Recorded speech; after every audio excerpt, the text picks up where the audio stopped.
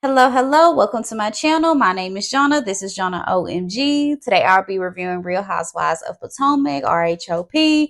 This is season 8 and this is the part 2 of the reunion. Make sure you like, comment, and subscribe, and let's go ahead and get right on into this review. So we start this episode off, of course, picking back up from last episode, part 1 reunion, where we discovered that Ink, Mia's boyfriend, who her high school sweetheart, who she's now in a relationship with, does think that Mia's son, Jeremiah, is his.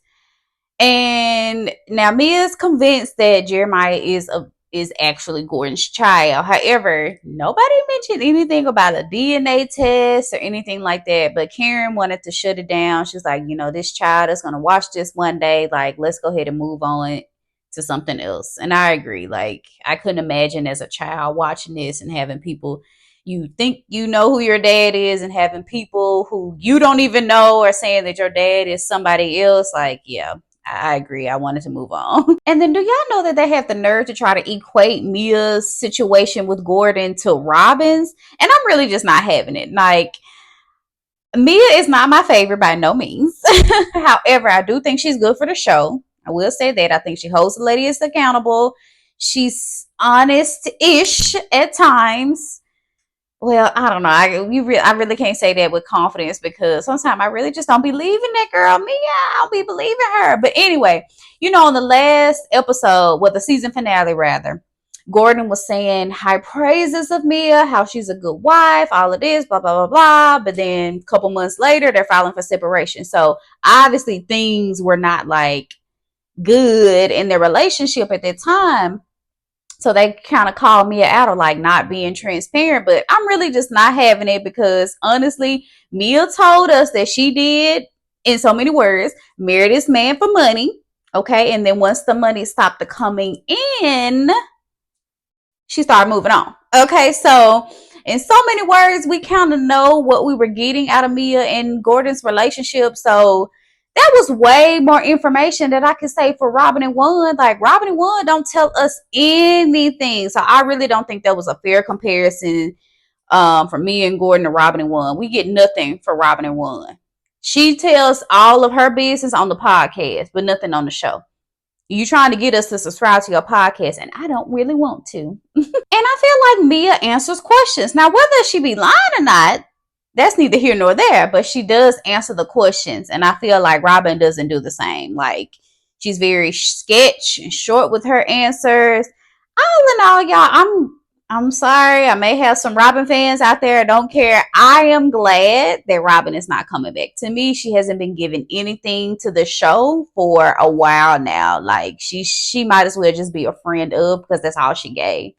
And yeah, I'm glad she's not coming back. Word on the street is that old girl was fired. I don't know how true that is, but that's the word on the street, that Robin was actually fired from the show. And it wouldn't surprise me because, like I said, she hasn't really been giving anything. She's not forthcoming with her relationship with Juan. And I'm like, that's a big piece of it. This is called Housewives. Like, we want to know about your relationship dynamics. So for you to withhold all this information, like, girl, bye. Girl, bye.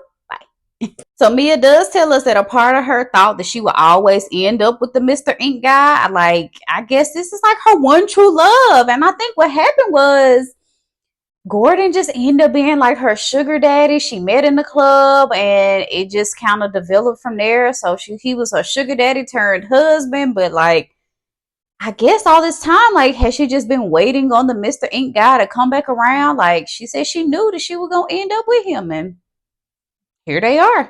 And Gordon okay with it, apparently. Remember he was on the FaceTime, hey man, how you doing?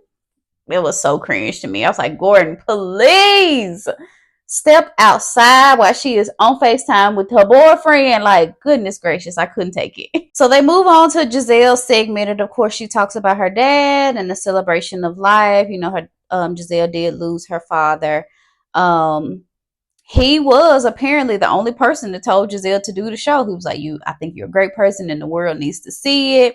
Now, Candace was over there in her little corner crying, and Andy, of course, had to ask her, like, Candace, I'm curious, like, why are you crying? And she said she felt for her. And granted, we know that Candace is an emotional person, and I really am too. Like, if I see somebody crying, I'm gonna in the next like couple seconds, I'm probably gonna be crying too. Like I'm just emotional like that. I cry on movies, like any movie that any kind of sad story, even if it's happy, baby, the tears are flowing. Okay. That's just who I am, and I think that's who Candace is also. I mean, regardless of her relationship with Giselle, losing a parent is hard. Like it is something I wouldn't wish on my worst enemy. Like I have gone through it. It's very, very difficult. And regardless if you don't like the person or not, like it is a sad thing to watch somebody go through. So she said she felt for Giselle in that moment. Let me clarify. So they bring up her little young boo Jason, and apparently it's some pictures out in the blogs of him kissing his white girl. Giselle said that she knew about it. He called her, told her about it. I don't know, that I really can't pinpoint the dynamics of their relationship because Giselle saying she's talking to somebody else. Mia kind of busted out that she's apparently talking to some athlete. So, but then she said she's going to be seeing Jason later because she's in New York, filming the reunion, and he lives in New York. So I'm like, okay, do you care about him out here kissing somebody else? Like, do you not? Like, you really can't get a lot of Giselle's true emotions. Like, even when she was talking about her dad, like she seemed like she was gonna cry, but then she didn't. Like, they were handing her tissues and no tears came down her face. And it's like, Giselle, you don't have to be so stoic all the time, girl. Like, it is okay to cry. My goodness. But honestly, I kind of don't care about the relationship with her and Jason. I don't see her with him, so I hope it was just like a little fun fling thing and she can move on with somebody else because no. So they move on to the Candace segment of the evening, and they bring up the little shady comment about her and Drew Sidora. Like her assistant had asked her if she wanted Drew to sing on the like Chicago part of the tour, and Candace was like, "Well, what other options do you have?" Like, so Candace basically said, "I guess Drew just has a funny way of doing business or something." I'm not sure what exactly happened, but Drew, instead of going to Candace, she maybe went to somebody else. And I don't know, it was kind of murky, but anything that they say about Drew would not surprise me. I'm sorry. Like, Drew, yeah. We'll talk about Drew when Atlanta comes back on, but anything people have to say about Drew, I don't care how far fetched it is, it would not surprise me. It just wouldn't. No news would surprise me about that girl. So we did learn that Michael dropped the lawsuit against Candace. Yay for her. I thought it was petty anyway, but Ashley said she ain't know nothing about the lawsuit. Candace said she did believe Ashley. I'm like, Candace, shut up. Why do you have to go to Ashley's defense all the time? But Candace did say her mama believed that Ashley knew about it. And I believe Ashley knew about it. Like, Ashley is not some innocent little puppy. Like, she be lying. She knows about stuff. Like, do not believe Ashley all the time, Candace. Like, I don't understand why she gives Ashley the benefit of the doubt so much. Like, you don't need to. So they started talking about Candace's social media antics, and they bring up the Robin situation and how that all went down. And I will say Candace had a clear timeline. I can't justify all of her actions, but it did help me understand the why a little bit better. So basically, it kind of started on Instagram. She commented on something with Robin. Robin was like, "Oh, well, doesn't this make me look like a white woman? Colorism, da da da da." Remember, they had the whole colorism conversation after at the last reunion, season 7 reunion. So then Candace commented again, "Hey, are you mad at me?" Robin sent no response. Then all the one stuff came out in the blogs. Candace reached out via text at this point to Robin, expressing like, "Hey, so sorry you're going through this right now." And then no response. So I think those two lack of responses from Robin kind of triggered Candace in a way, and I guess that is what influenced the whole social media aspect, because of course more information started coming out about the one, and then of course she heard about it on the podcast, and she's like, "Dang, you had this secret all along and you didn't share it on the show, but you were talking about Chris." I don't know, because I don't, this is where I'm confused about Candace because on last season, it did seem that Robin was sticking up for Chris. Robin was saying, hey, I don't think Chris had anything to do with it. I don't think Chris is doing what Giselle said he did. I don't believe it. So I don't see how Candace took that as a sign that Robin is in cahoots with Giselle to frame Chris and to slander Chris's name. Now, could Robin have said more to Giselle and hold her more accountable? Yes, of course. But I don't know if that's just a clear indicator that she's in cahoots with Giselle because she was sticking up for Chris, I thought. Now, is Robin to blame for withholding information about the Juan situation? Yes, completely.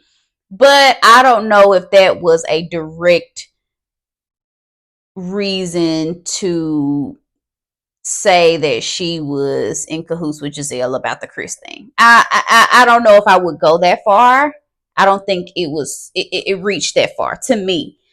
Um, but I mean, Candace was upset. She felt triggered because Robin wasn't responding to her. And so I think in her mind, she conjured up these stories that Robin, because she is best friends with Giselle, she had something to do with it, and because she didn't hold Giselle's feet to the fire as we would have all liked to see, she had something to do with it. And I think that's just kind of the narrative that Candace kind of went with. Like I said, I can't justify all of her actions, but the timeline did help me kind of create, well, it made me understand the why a little bit better for Candace, though I still think she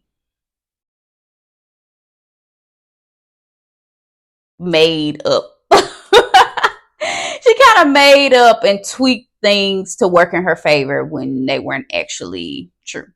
I hope all that makes sense. I feel like I was all over the place. I really trying to gather it in my head, but hopefully y'all rocking with what I was trying to say. All in all, I think the friendship between Candace and Robin and Dunn, and both of them are not on the show next season. I think Candace just quit because she's probably gonna be touring and she's probably just tired of all of these like antics. I think Robin got fired. I really do. I really do. I'm gonna say allegedly, but that's what I think.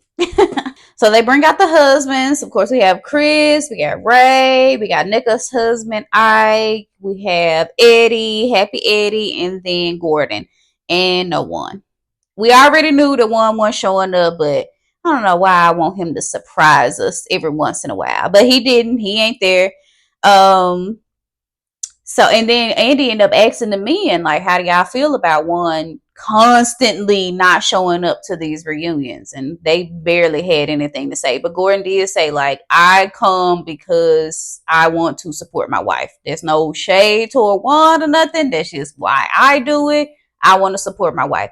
And that has to feel bad. Like, Robin has to feel bad about that. Like, you see all these other husbands behind their wives and your husband chooses not to come. It's like he's a coward. He doesn't want people to ask him questions, yet he's okay with all of them asking you questions about him. It's just like, yeah, it's a cowardly move. And I don't know why Robin is not bothered by it. I know she's like, I don't care. I don't care. Whatever. At some point, you gotta care. Like, goodness gracious. Granted, she ain't got to deal with it in the future. She ain't gonna be here. I think she's probably gonna just be a friend of on the show, but so one won't have to be on at all, which I'm sure he's excited about. Which I don't know why he's too excited because y'all losing out on the check and you ain't got no job right now, Juan. Come on, brother. So they do bring up this post that was in the blogs about Chris. Some mistress lady talked about how she had an affair with Chris. Chris said he never met this lady a day in his life, but he was very strategic with his words. And if y'all notice that he kept saying, I've never met her a day in her life. And then Robin's like, well, what about the screenshot? First of all, I was like, Robin, shut up. Okay. And you don't need to be on nobody's case about no screenshots because what about them screenshots of one that he deleted out his phone? Exactly. So you don't need to be questioning nobody. Nobody. But I was on her page because I'm like, yeah, what about the screenshots? And he was like, I've never met her. I've never met her. I don't know about no screenshots. I've never met her. And I'm like, you saying you never met her, but you're not saying you've never communicated with her, Chris. I don't think that we fools out here, these us viewers, don't think that we didn't catch that because I caught it. Okay. But Robin, worry about your own husband. Okay. Now, Chris did bring up a good point. He said that throughout all of these seasons and reunions, everybody always wants to say that Candace needs to be responsible for what she says, for her words, because she could be reckless, and we know that. She know that. But I agree. When Giselle says things, the wrong word, no one really holds her accountable. None of the other ladies, her friend Robert including, Karen, Ashley, of course not, says anything about Giselle's word choice. Giselle did say, and they rolled the screen back, that he made me go into the room. He didn't make you go into that room, Giselle.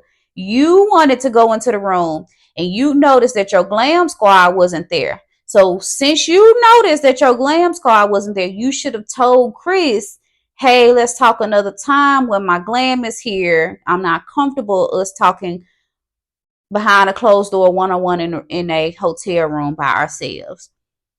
You could have nipped that in the bud. So to say that he made you go into that hotel room is false.